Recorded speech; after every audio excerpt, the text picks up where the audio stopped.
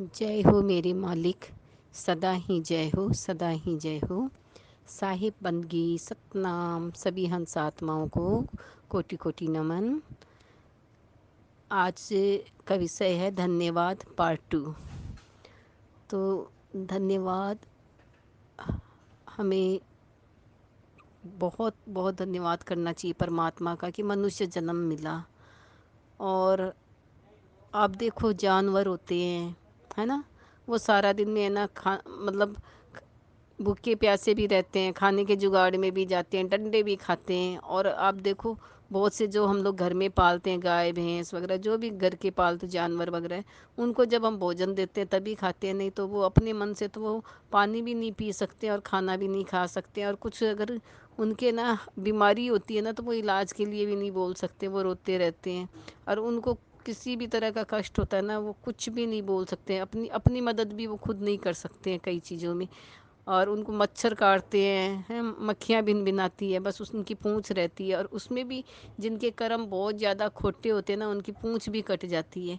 तो आप सोचो कितने मतलब जो 84 लाख योनि है, कितनी कष्टप्रद योनि है, आप सोच नहीं सकते हो कितना कष्ट है 84 लाख योनि में। हर आप जानवरों को देख लो, हर पक्षी को देख लो, हर छोटे छोटे कीट पतंग को देख लो, सारे के सारे है ना करोड़ों बरस है ना 84 लाख योनि भुगत के फिर है ना मनुष्य जन्म मिलता है। और हम लोग इतने खुदगर्ज, इतने बेईमान हैं, इतने गद्दार हैं हम लोग कि है ना मनुष्य जन्म लेने के बाद में हम एकदम परमात्मा को भूल जाते हैं। क्योंकि हमारे पिछले जन्म की भक्ति रहती है की भी, और कई बरसों की हमारा हिसाब रहता है, तो उसका हमको सुख मिल जाता है। तो इस जन्म में आके भी है ना हम है ना फिर है ना मालिक को भूल जाते हैं, और कोई भी कार्य हम नहीं करते हैं, गलत रास्ते पे चलते हैं, और हम कोई चीज़ में विश्वास नहीं करते हैं, क्योंकि हमें सुख मिल रहा है ना, इसलिए हमें किसी को याद करने की ज़रूरत नहीं है।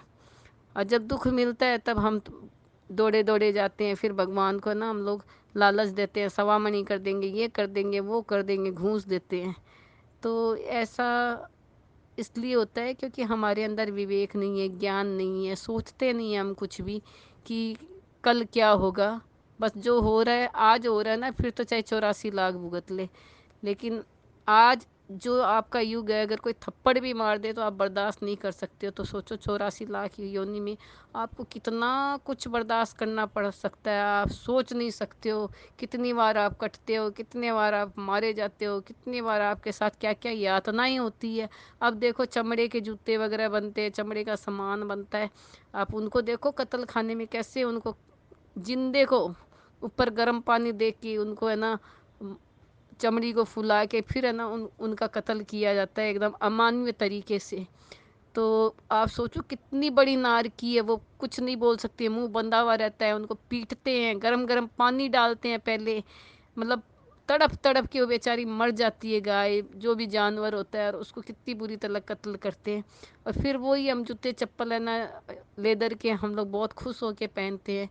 तो हमें है ना लेदर का भी है ना बहिष्कार करना चाहिए। हमें कोई भी लेदर की चीज़ अगर हम पहनते हैं तो हम उस कत्ल के सहयोगी होते हैं, इसलिए हमें ना वो सब भी नहीं पहनना चाहिए। और हर पल मालिक का धन्यवाद करना चाहिए, हर पल हर चीज़ के लिए।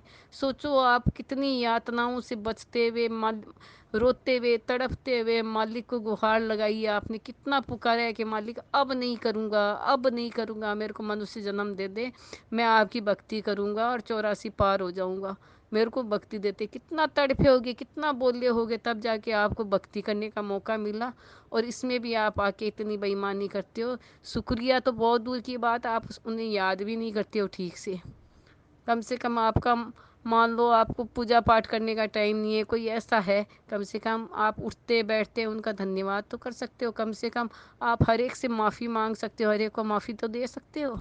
लेकिन आप सब कुछ भूल जाते हो। आप परमात्मा से तो हर चीज़ की आशा करते हो, लेकिन आप परमात्मा को एक धन्यवाद देने के भी अपने आप को मतलब काबिल नहीं समझते हो, या अपने आप को आप बहुत ज़्यादा अहंकारी समझते हो कि आप उनको धन्यवाद देना भी उचित नहीं समझते हो।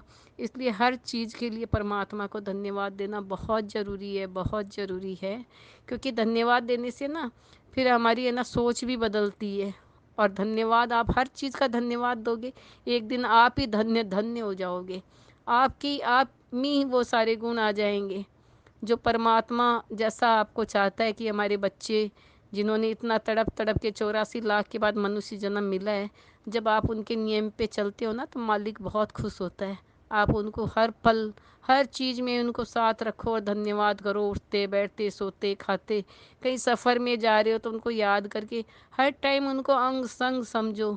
तो देखो आपका काम कैसे होता है। आपके परमात्मा पलके बिछाए बैठे हैं कि आओ बच्चों, लेकिन हम ही है ना उनको नज़रअंदाज करते हैं, तो वो कैसे ज़बरदस्ती आपको बुलाएंगे। फिर भी वो तो पिता है, वो हमारे लिए बहुत चेष्टा करते हैं, किसी न किसी को निमित्त बना के वो अपना हंस भेजता है पृथ्वी पे कि भाई ये हमारे बच्चे हैं, उनको आप जाके जगाओ, उनको बताओ, उनको वहाँ से निकालो 84 लाख से। तो वो अपनी बहुत सारी हंस आत्माएँ धरती पे बीच-बीच में भेजते रहते हैं अपने भक्तों को जगाने के लिए, अपने बच्चों को जगाने के लिए, जिसको 84 भुगतने के बाद में मनुष्य जन्म मिला। तो उनको जगाने के लिए तरह-तरह के है ना वो अपने है ना भक्तों को निमित्त बना के है ना धरती पे है ना अपने भेजता है, और हमारे कल्याण के लिए वो खुद भी आते हैं एक मनुष्य के रूप में। हमें पता भी नहीं चलता है, हम उनको दास समझते हैं, छोटा समझते हैं। वो उनको हम नज़रअंदाज करते हैं, उनको इतना सीरियसली नहीं लेते हैं कि भाई आए हुए हैं। हमें पता ही नहीं चलता है, लेकिन हम सुनते भी नहीं हैं, इसीलिए फिर हम गड्ढे में गिरते हैं, फिर 84 में जाते हैं। इसलिए भाइयों और बहनों, आज कोरोना आ गया, देखो आप भूले हो ना भगवान को, इसीलिए देखो कोरोना आया, ये तो एक ट्रायल है परमात्मा का।